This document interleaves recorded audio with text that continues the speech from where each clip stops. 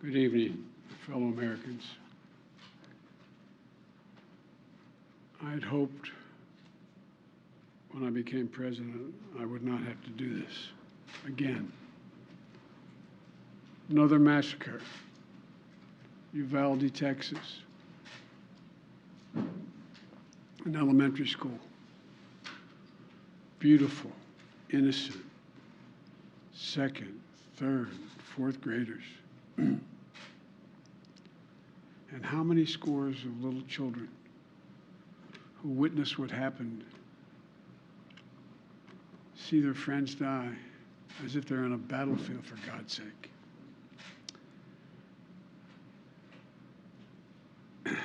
They'll live with it the rest of their lives. There's a lot we don't know yet. There's a lot we do know. The parents who will never see their child again, never have them jump in bed and cuddle with them. Parents will never be the same. To lose a child is like having a piece of your soul ripped away. There's a hollowness in your chest. You feel like you're being sucked into it and never going to be able to get out. Suffocating. And it's never quite the same. It's a feeling shared by the siblings and the grandparents and the family members and the community that's left behind. Scripture says, Jill and I have talked about this in different contexts, in other contexts. The Lord is near to the brokenhearted and saves the crushed in spirit. So many crushed spirits. So tonight, I ask the nation to pray for them. Give the parents and siblings the strength in the darkness they feel right now. As a nation, we have to ask, when in God's name are we going to stand up to the gun lobby? When in God's name we do what we all know in our gut needs to be done? It's been 3,448 days, 10 years since I stood up at a high school in Connecticut, a grade school in Connecticut, where another gunman massacred 26 people, including 20 first graders at Sandy Hook Elementary School. Since then, there have been over 900 incidents of gunfires reported on school grounds. Marjorie Stoneman Douglas High School in Parkland, Florida. Santa Fe High School in Texas. Oxford High School in Michigan.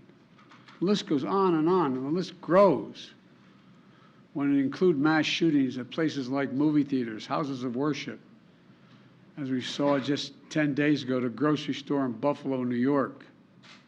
I am sick and tired of it. We have to act. And don't tell me we can't have an impact on this carnage. I spent my career as a senator and a vice president working to pass common sense gun laws. We can and won't prevent every tragedy, but we know they work and have positive impact. When we passed the assault weapons ban, mass shootings went down. When the law expired, mass shootings tripled. The idea that an 18-year-old kid can walk into a gun store and buy 2 assault weapons is just wrong. What in God's name do you need an assault weapon for except to kill someone?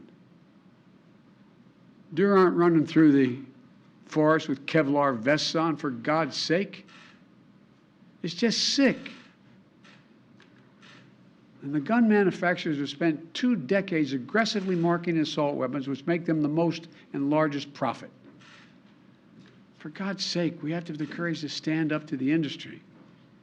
Here's what else I know. Most Americans support common sense laws, common sense gun laws. I just got off a trip from Asia, meeting with Asian leaders. And I learned of this while I was on the aircraft. And what struck me on that 17-hour flight, what struck me was these kinds of mass shootings rarely happen anywhere else in the world. Why? They have mental health problems. They have domestic disputes in other countries. They have people who are lost. But these kinds of mass shootings never happen with the kind of frequency they happen in America. Why? Why are we willing to live with this carnage? Why do we keep letting this happen? Where in God's name is our backbone to have the courage to deal with it and stand up to the lobbies? It's time to turn this pain into action for every parent, for every citizen in this country. We have to make it clear to every elected official in this country. It's time to act. It's time for those who obstruct or delay or block the common sense gun laws. We need to let you know that we will not forget. We can do so much more. We have to do more. Our prayer tonight is for those parents lying in bed and trying to figure out, will I be able to sleep again? What do I say to my other children? What happens tomorrow?